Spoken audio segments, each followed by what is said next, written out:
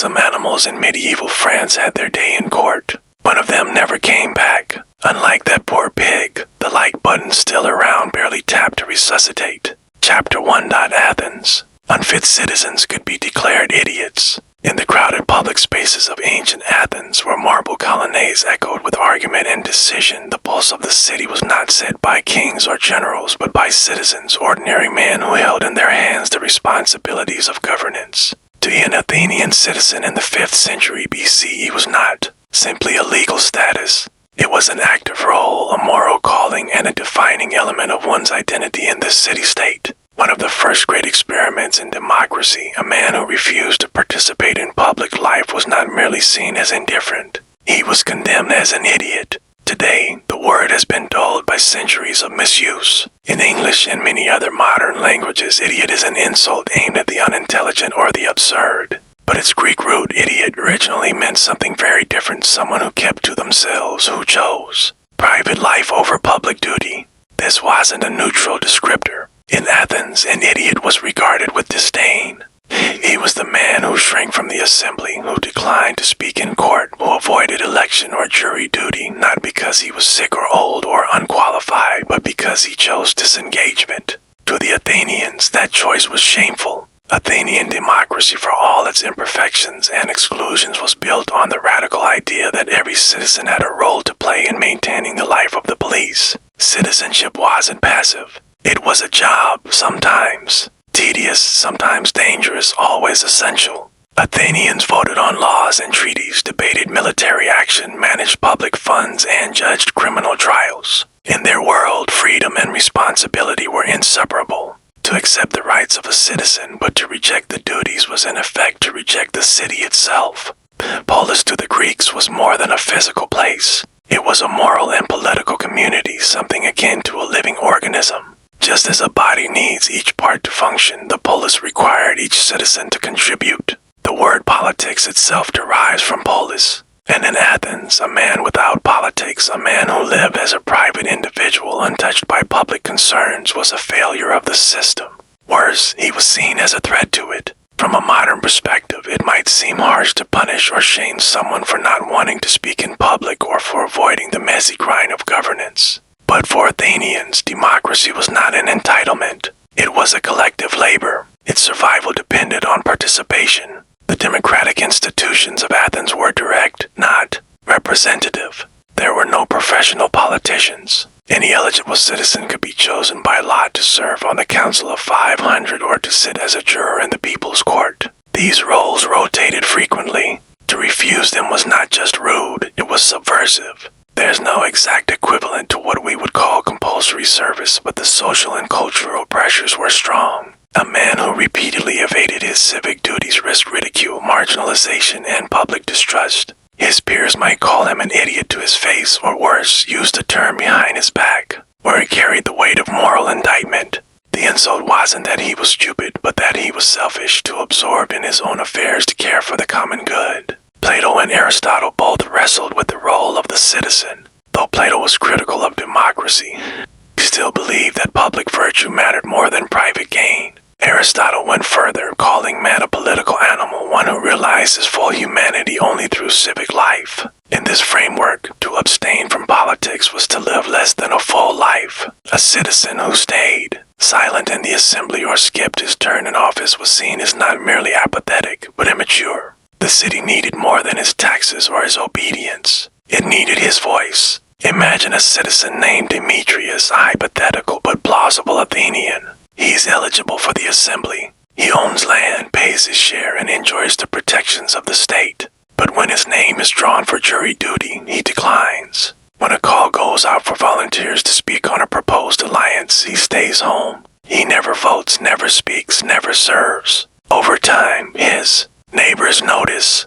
Perhaps they joke about his absence at first, but as the pattern holds, the jokes curdle into suspicion. In a time of war or political crisis, when trust in fellow citizens becomes critical, Demetrius finds himself outside the circle. He is called idiots not as a casual label, but as a mark of civic failure. Athenian playwrights often captured this tension. Aristophanes in his comedies mocks those who shirk public duty while still enjoying its benefits. His humor is biting because it reflects real anxieties. A democracy cannot function if too many of its members choose passivity. While Athens never passed a specific law defining idiot as a criminal offense, the term carried real consequences in the court of public opinion.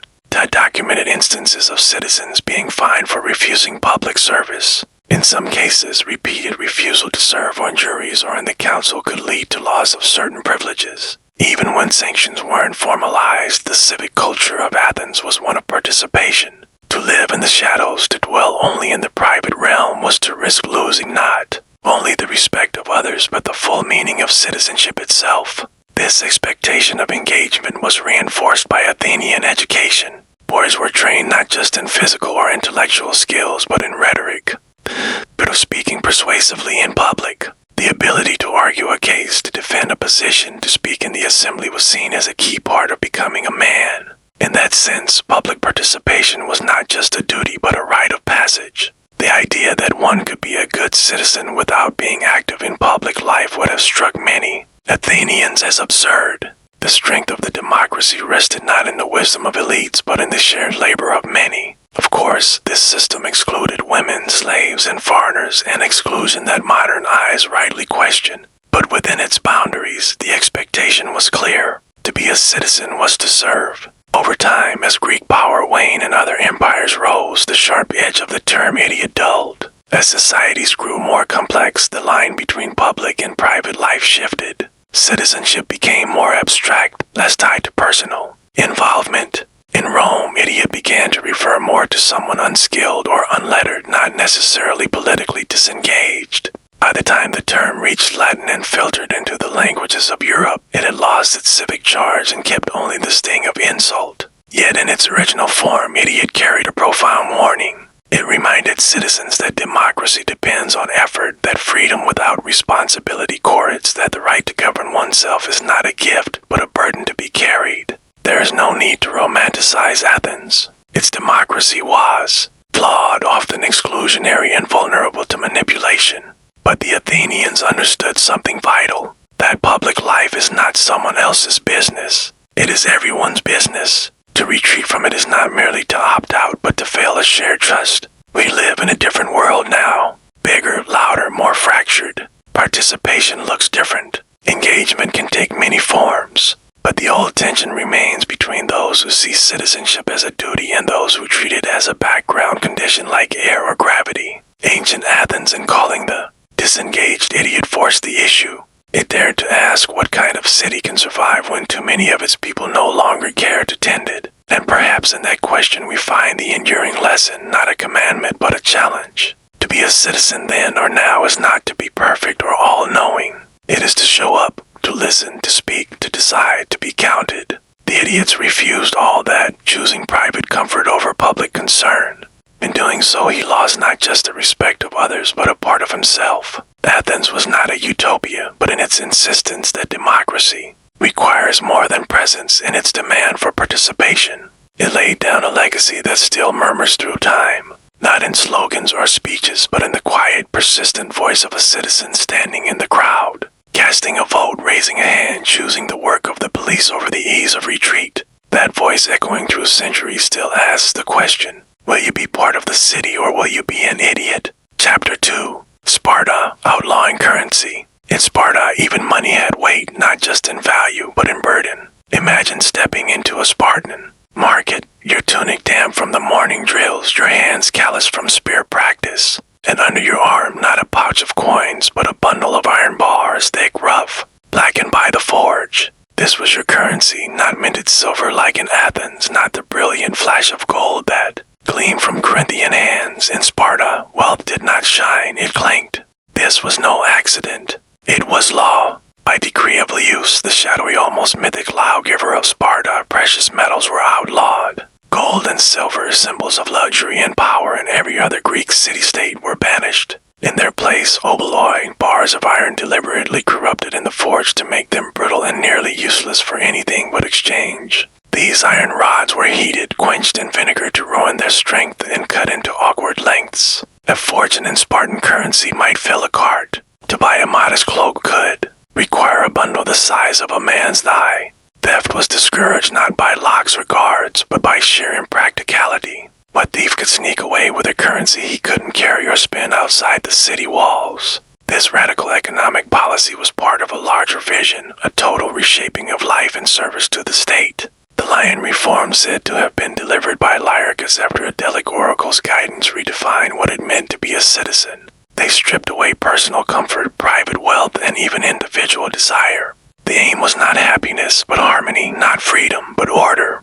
At the heart of it was the principle that wealth divides, softens, and corrupts. If Sparta was to endure, it would do so without luxury. The rejection of currency served as both a practical and symbolic gesture. It cut Sparta off from the games of diplomacy and commerce that preoccupied other Greek city-states. In Athens, a merchant might rise to prominence through trade, wealth flowing into his hands from across the Ion. In Sparta, no such path existed. There were no merchants of status, no fortunes made from seaborne goods. Foreign coins were forbidden. Imported wares were suspect. Sparta did not aspire to expand its markets. It aspired to perfect its citizens. The Spartan ideal was not the wealthy landowner or the eloquent statesman, but the disciplined warrior. A man whose life was shaped by the agile, the brutal training regimen that began in childhood and never truly ended. From age 7, boys were raised in communal barracks, taught to endure hunger, pain, silence. They learned to fight, to obey, to distrust comfort.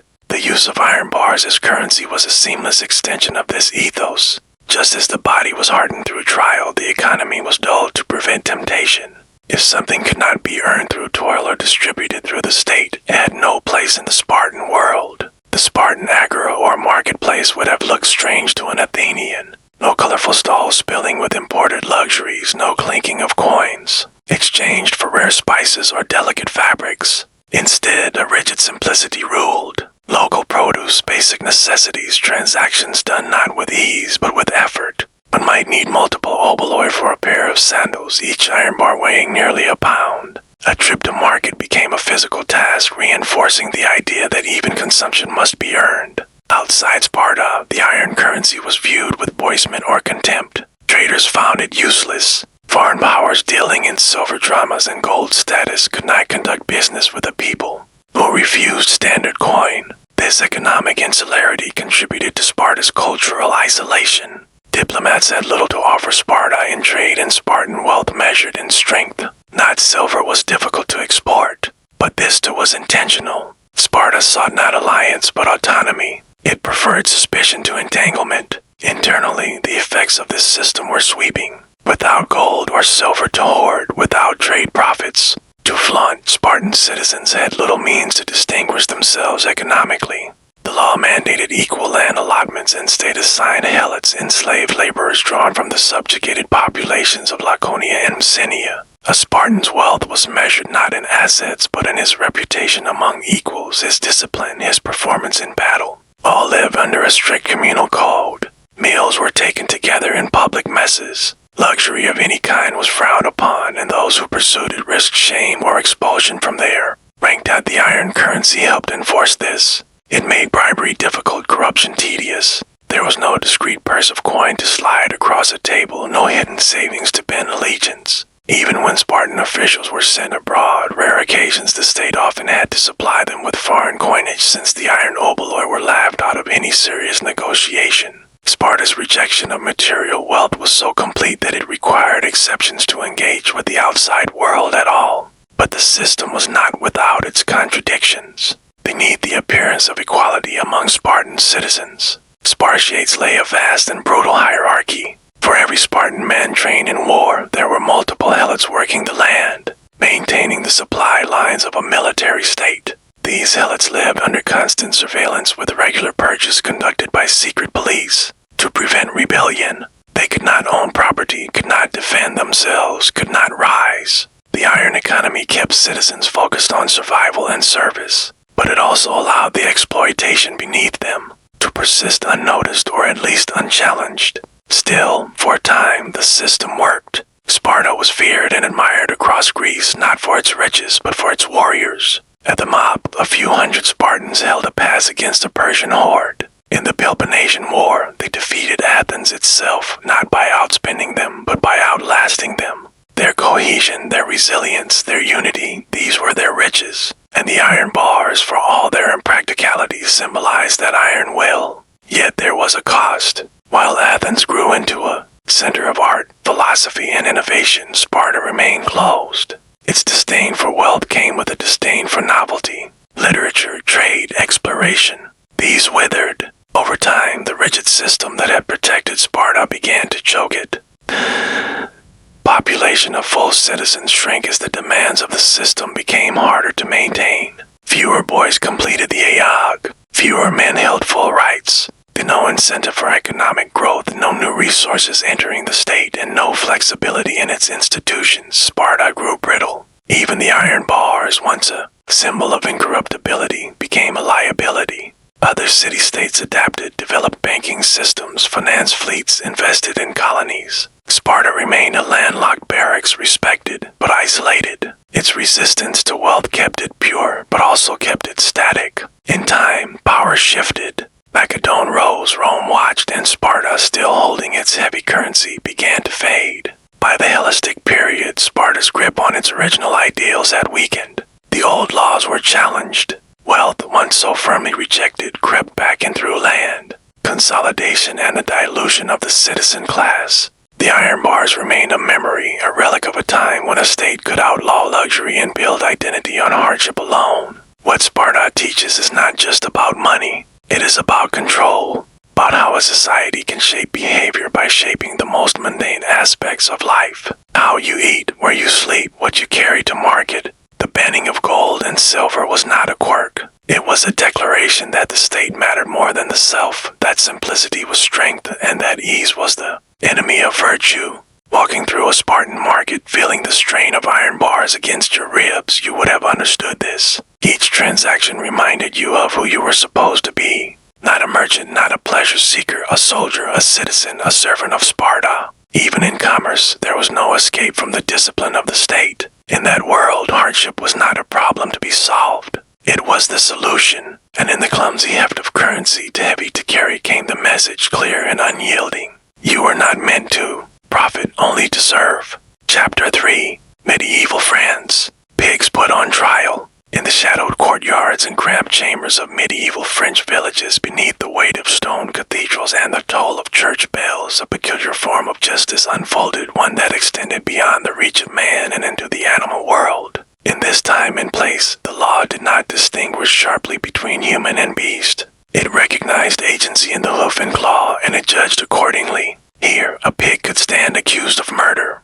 An ox might face trial for assault. Even rats and locusts could be summoned to answer for crimes against the community. And they did formally solemnly in courts governed by the same procedures and codes that bound men. In parts of medieval Europe, especially in the territories of France, animals were held accountable not just as property, but as actors capable of guilt. They were tried in secular and ecclesiastical courts, often with full ceremony. These proceedings, bizarre to modern ears, were not satire. They were not parables or jest. They were genuine attempts to assert order. World.social divine over a world frequently at the mercy of violence, disease, and chaos. Consider the case from the year 1386 in the town of Fallet in Normandy. A sot was brought before the court charged with the grievous crime of killing a child. The details, though sparse in the surviving records, are clear enough. The pig had mauled the infant, inflicting fatal injuries, and for this she was arrested, imprisoned, tried, found guilty. Her punishment was death by public hanging. But it did not end there. The pig before her execution was dressed in human clothing, a jacket, trousers, perhaps a bonnet, not as mockery, but to match the gravity of her status as a defendant under the law, being judged according to the same codes that govern human conduct. This was not an isolated incident. Dozens of such cases are documented across centuries. Pig in Savigny was burned at the stake. Another in Clermont was hanged in the public square. Cattle could be tried. Oxen that had gored villagers, often in the course of labor or panic. Horses occasionally appeared in court, usually for trampling accidents.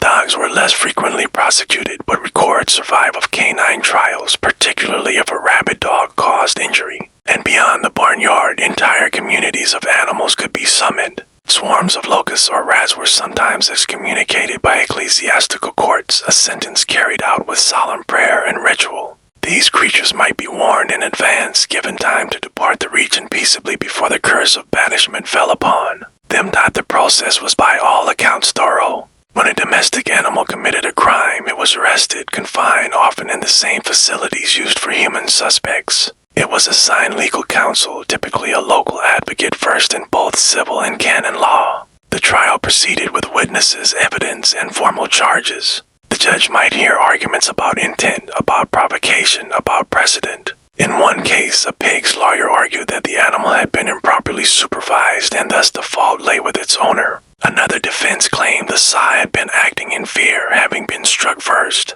These arguments at times were considered seriously. At others they were dismissed, but always they were heard. Punishments when imposed reflected the logic of the crime.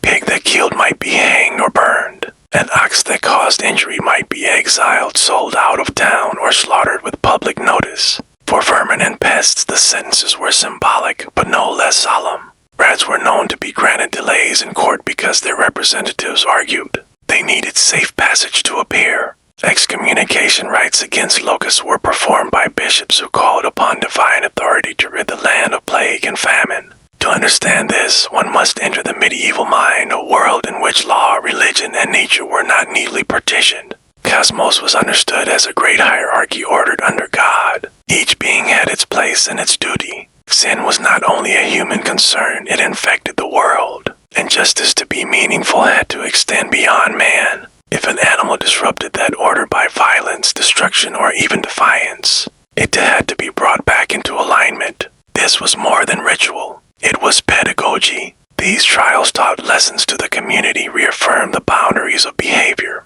and reinforced the legitimacy of the law.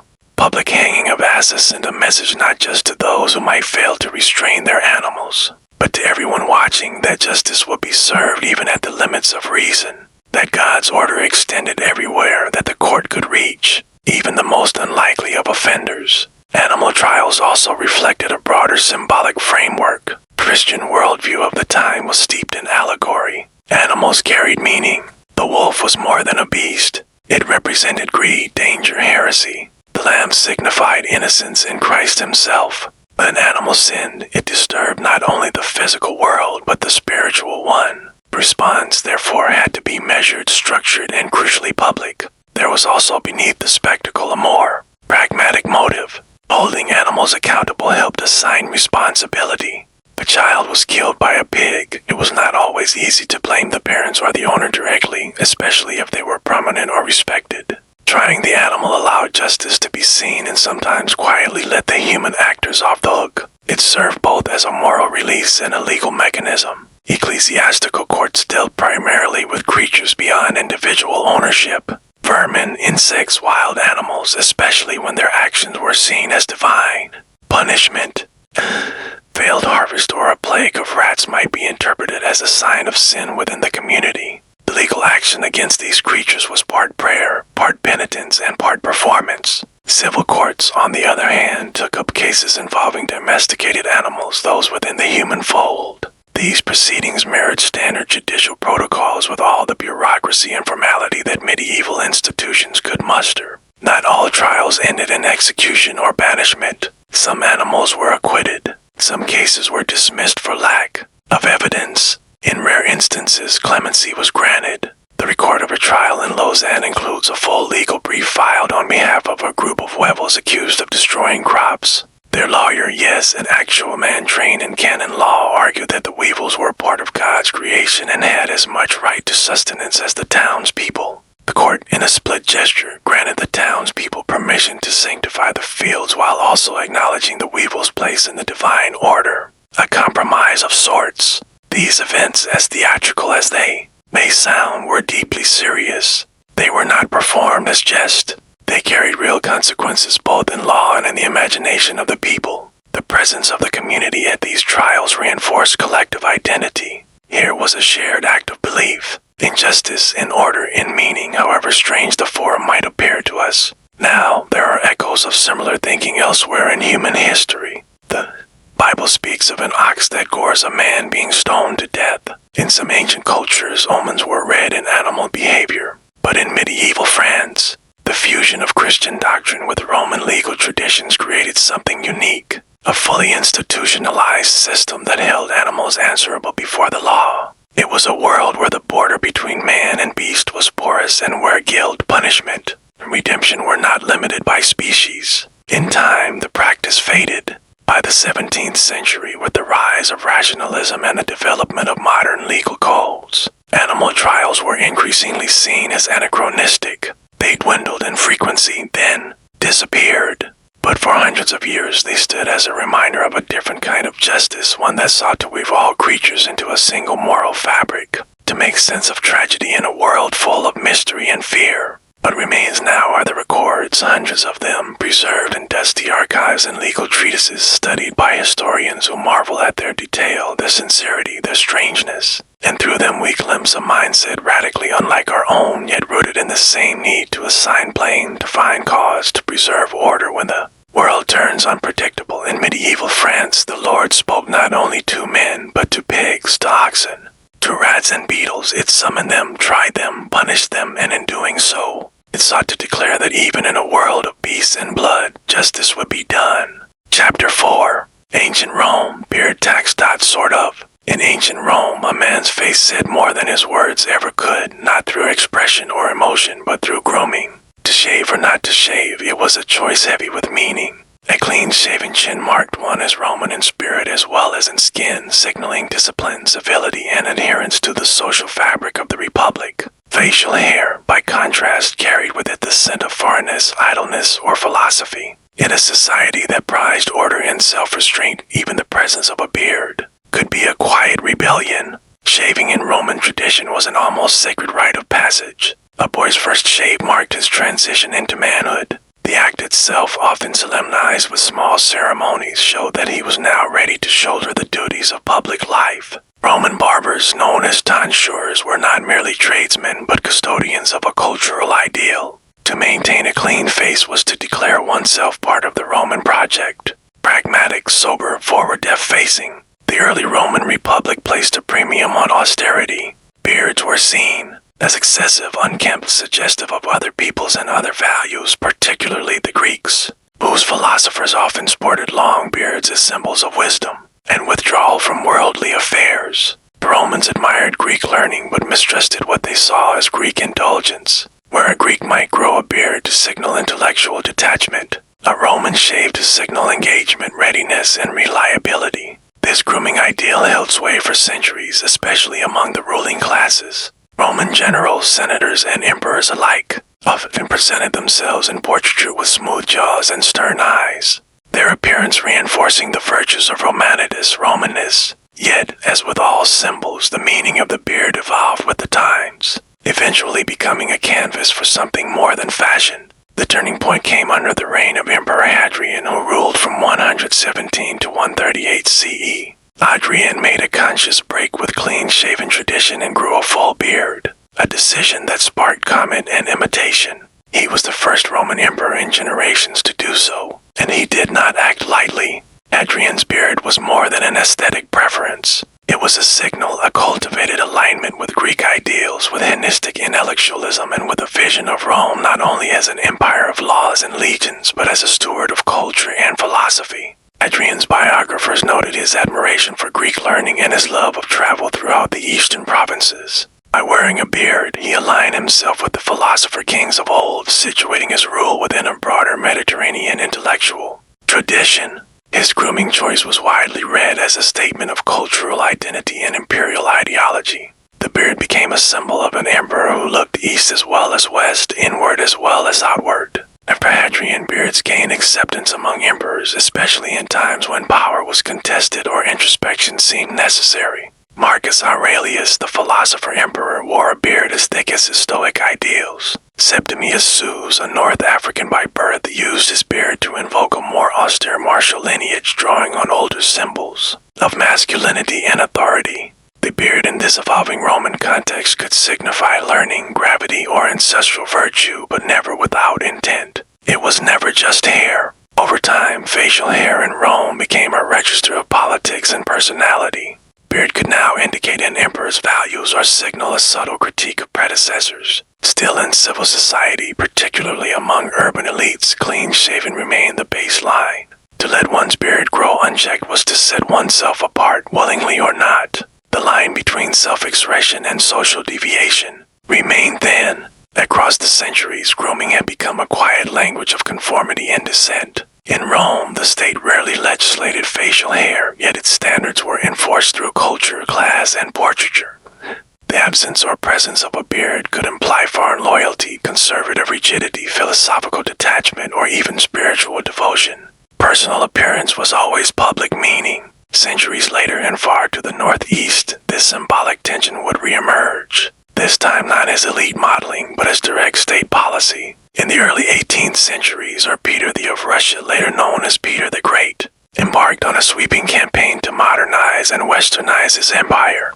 He traveled across Europe incognito, studied naval shipyards in the Netherlands, learned statecraft in England, and returned to Russia determined to reform at root and branch. One of his targets, improbably but tellingly, was the beard. To Peter, beards were a visual emblem of the old Russia, a country rooted in orthodox tradition, rural conservatism, and deference to the past.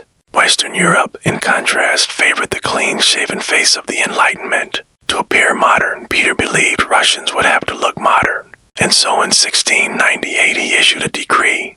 Men except clergy and peasants must shave their beards. Those who refused would be required to pay a tax. This beard tax, while almost comical in appearance, was brutally serious in enforcement. Men who insisted on keeping their facial hair had to purchase a small copper coin, a beard token which they had to carry with them at all times. The token bore a short inscription: "A beard is a superfluous burden." It was not merely a pass, but a mark of descent, and it could be confiscated or mocked at the will of officials. Those without it risked public shaving. Peter's enforcers did not hesitate to carry razors into the street. Courtiers, boyars, even minor nobles could be seized, pinned down, and forcibly shaved in public squares. The act was not only humiliating, but symbolic, a stripping away of the old order, quite literally, from the face of the nation. The Tsar reportedly kept a collection of forcibly shorn beards displayed like trophies. To him, modernization required visible transformation. A modern man could be seen from across a room. Unsurprisingly, resistance was widespread. Among the clergy, beards were viewed as sacred, worn in imitation of Christ and the saints. Among the nobility, they were marks of lineage, dignity, masculinity. Many paid the tax in protest, begrudgingly displaying their tokens like badges of survival. Others fled public life altogether to avoid the shears. The backlash revealed how deeply personal grooming had become a matter of identity, and how invasive Peter's project truly was. And yet the beard tax endured. It became one piece in a broader puzzle of reform: new dress codes, the adoption of Western scientific education, the creation of a modern army and navy, and the reorganization of state bureaucracy. Peter saw each measure not in isolation, but as part of a grand vision. He was remaking Russia not just in policy, but in posture. Contrast with Rome is striking. In the Roman world, grooming standards were enforced through elite example and cultural momentum. A Roman statesman shaved because his peers shaved, because his marble bust would be viewed by generations, because his appearance reinforced the state's image of itself. There was no tax, no shears at the ready. Rome shaped faces through the slow force of habit and aspiration. In Russia, by contrast, the state held the blade. The beard was not a choice but a liability. Its meaning was not inferred but dictated. A shaved face was submission to the modern state. Bearded one was an open question. Yet both Rome and Russia reveal a deeper truth. The body is never entirely personal. The way one dresses, walks, or grooms is always read by others as signal, statement, or sign of allegiance. In both cultures, rulers understood that if they could shape appearance, they could shape identity. Beard could whisper of philosophy or shout of rebellion. It could signal closeness to tradition or distance from it, and for all its softness, it could carry the full weight of law. Green's beard set a tone. Peter's tax set a boundary. In different ways, both moments show how even the smallest choices, to shave or not, can become vehicles of transformation. Through a change in grooming, Rome shifted its cultural image. Through enforcement, Peter forced Russia's hand. And so what begins as a matter of fashion becomes with time and power a matter of governance. personal grooming turns political. The face becomes contested space where tradition and reform, identity and ideology, history and hope all meet. In that intersection, the beard is not just hair. It is history and a mirror to power. Chapter 5. Medieval England. No wearing fur below rank. In the chill of a medieval English morning, as frost clung to the thatch and carts creaked along narrow lanes, a man wrapped in fur might draw more than warmth. He could draw suspicion, because in England during the 13th to 15th centuries, fur was not simply a matter of fashion or comfort. It was law. More precisely, it was regulated by law. Who could wear it, what kind of fur they could wear, even how it was cut or trimmed. These were questions of statute. Sumptuary laws, as they were known, extended deep into the folds and seams of daily life, weaving social rank directly into what a person wore. In medieval England, fur was a declaration not of taste but of status, and for many, wearing the wrong kind of fur was a punishable offense. Sumptuary laws were not new to England nor unique to it, but by the late Middle Ages, they had become an especially pointed tool of governance. These were laws that governed appearance, clothing, accessories, materials with the goal of reinforcing the social order. The idea was simple. One station in life should be immediately visible. A lord should look like a lord, a peasant like a peasant. To blur those lines with dress was not merely inappropriate. It was in the eyes of the lawmakers subversive. Clothing, after all, was among the most immediate ways people signaled who they were and how they fit into the world around them. Sumptuary laws made that signaling mandatory. In England, the reigns of Edward III, Richard II, and Henry IV saw increasingly elaborate laws dictating who could wear what. These statutes spelled out in exacting detail which classes were allowed to don certain fabrics, colors, and trims. Fur, luxurious, rare, and often imported, was among the most tightly regulated. Ermine, for example, the snowy white winter coat of the Stowe, was reserved for the royal family and high nobility. Sable, imported and costly, was likewise restricted to the uppermost ranks. Fox and beaver might be permitted for lower-ranking gentry or wealthy merchants, but only under certain income thresholds. No common laborer, however prosperous, was legally allowed to appear in such finery. It wasn't just fur that fell under scrutiny. Velvet, silk, satin, cloth of gold. These too were rationed by rank. Statutes laid out minimum incomes for the right to wear certain imported materials. Merchant earning under £100 a year might be forbidden from wearing dyed silk. A human could be punished for clothing himself in velvet even if he could afford it. The laws reached down to buttons, hose, embroidery. Each garment became a code read and interpreted by neighbors, clerics, sheriffs. The rationale behind this was both economic and ideological. On one hand, the crown sought to bolster domestic textile industries by limiting demand for costly imports. On the other, there was a deeper anxiety about visibility and order. As wealth began to flow into the hands of merchants, clothingers, and guild leaders, their dress began to mirror that of traditional elites. This was unsettling for a society that claimed to define logic to its hierarchies.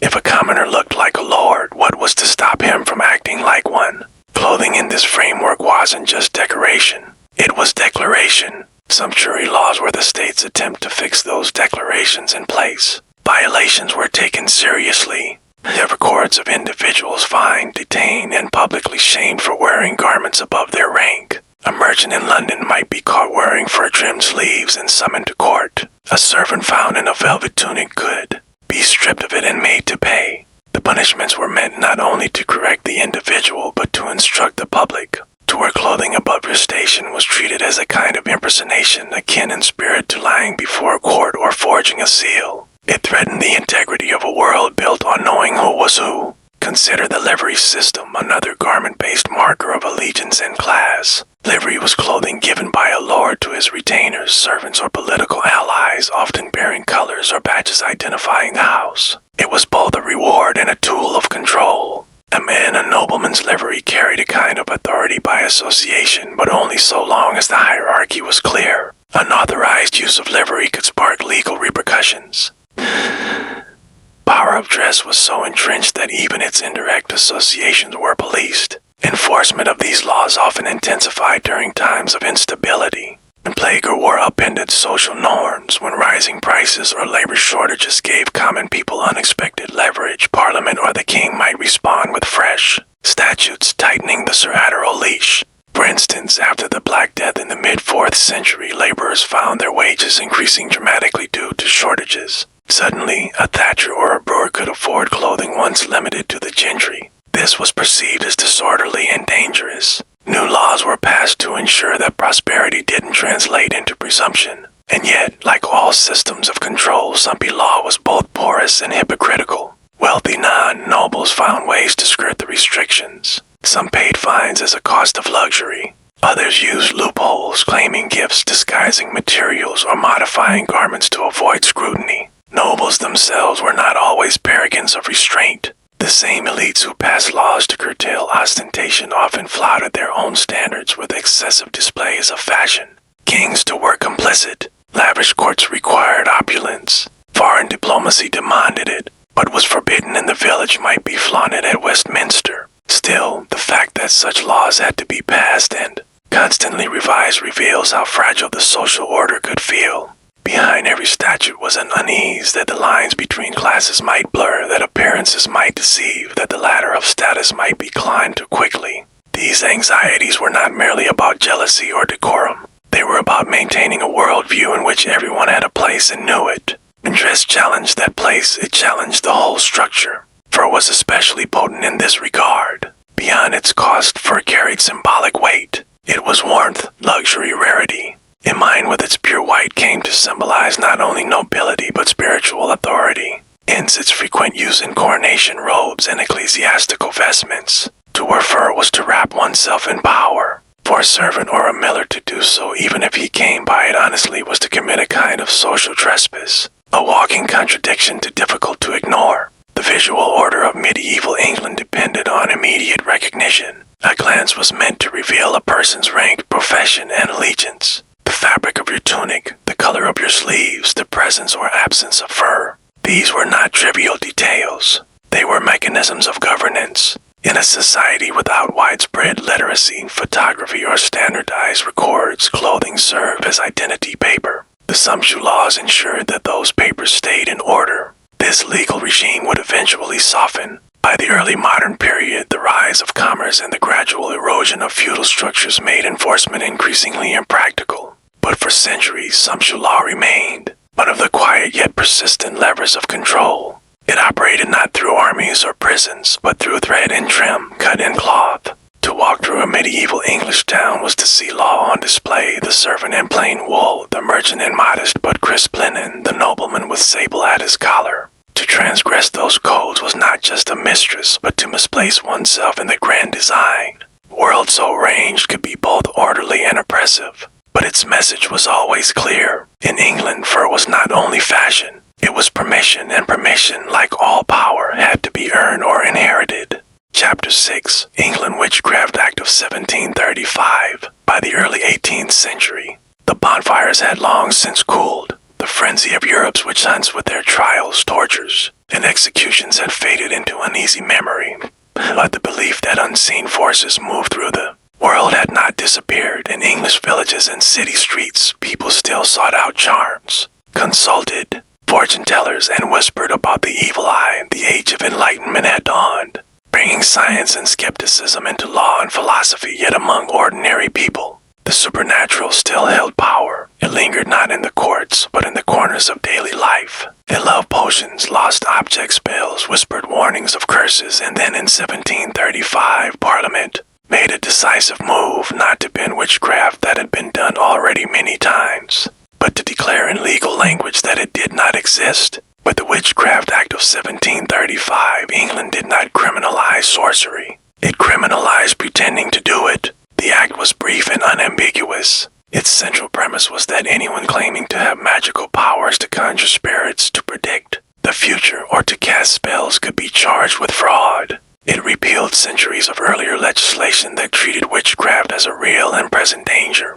Laws that had assumed the devil walked among the people, his agents working through human hands. Under the new act, the official position of the British state was that such powers were impossible. Crime then was not malidium, the doing of harmful magic, but deception, not a pact with Satan, but a con played on the gullible. It was legally speaking a turn from damnation to dishonesty. This shift was more than administrative. It reflected a deep change in how society understood the nature of belief and the role of laws in policing it. In earlier centuries, witchcraft had been viewed as a spiritual crime, a kind of heresy with real-world consequences. A person accused of being a witch could be burned or hanged, not just for harming others, but for defying the divine order.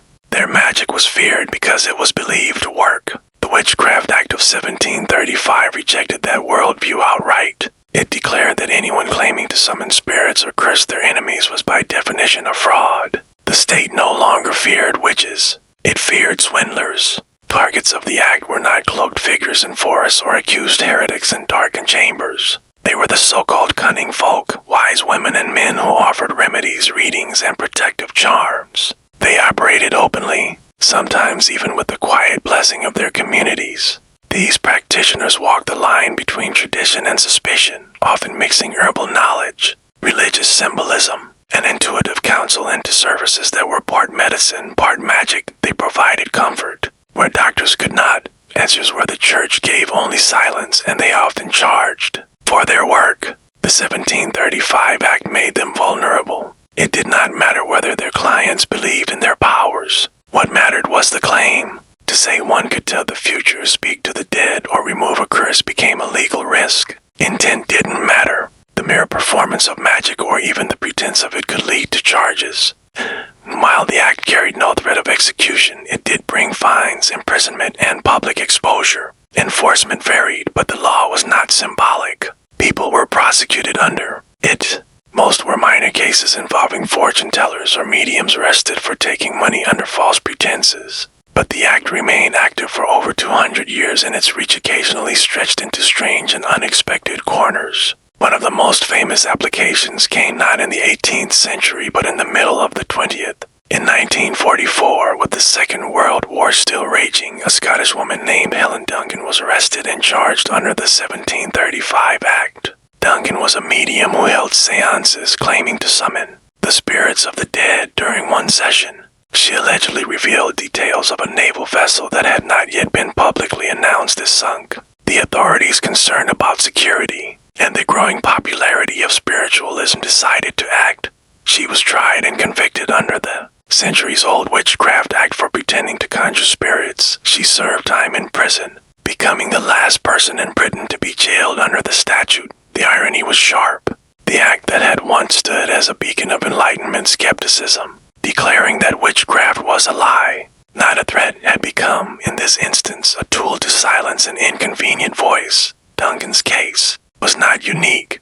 Spiritualists in the early 20th century often found themselves targeted under the act, especially when they attracted public attention or ran afoul of the authorities. The law that had sought to rationalize belief now found itself entangled in debates about religious freedom and state control. Yet even as prosecutions continued, belief in the supernatural never fully disappeared. In rural areas and among the urban poor, charms and readings remained common. The Witchcraft Act didn't end belief. It changed the way the state responded to it. Instead of treating magical claims as threats to the social or religious order, the law reframed them as matters of consumer protection. The crime was no longer blasphemy or devilry, but misrepresentation. This legal reframing aligned with broader cultural shifts. The 18th century in Britain was a time of increasing secularism and governance. Enlightenment ideals pushed back against superstition, emphasizing reason, evidence, and skepticism.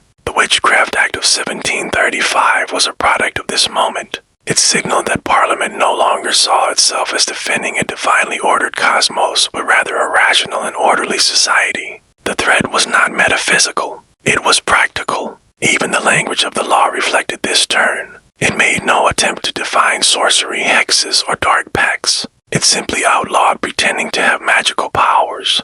The word pretending was the key. It did not accuse people of doing magic. It accused them of pretending they could. The law in effect declared that all such claims were inherently false. It was not the presence of supernatural power that concerned lawmakers, but the performance of it in public for personal gain. In 1951, after more than 2 centuries on the books, the Witchcraft Act was finally repealed. It was replaced by the Fraudulent Mediums Act, which preserved the basic legal structure prosecuting those who made supernatural claims for profit. but updated the language for a more modern age even as British society grew more pluralistic and tolerant of diverse beliefs. The idea remained the law would not punish private faith, but it would intervene when that faith became a business. This evolution tells us something vital about how law and culture interact. The Witchcraft Act of 1735 did not arise in a vacuum. It emerged from a society in transition, one that had grown weary of persecution, but uneasy with credule. It sought to draw a line between belief and fraud, between tradition and exploitation. It did not abolish the supernatural, it simply declared it out of bounds for public trade. In doing so, it marked a new chapter in the history of English law.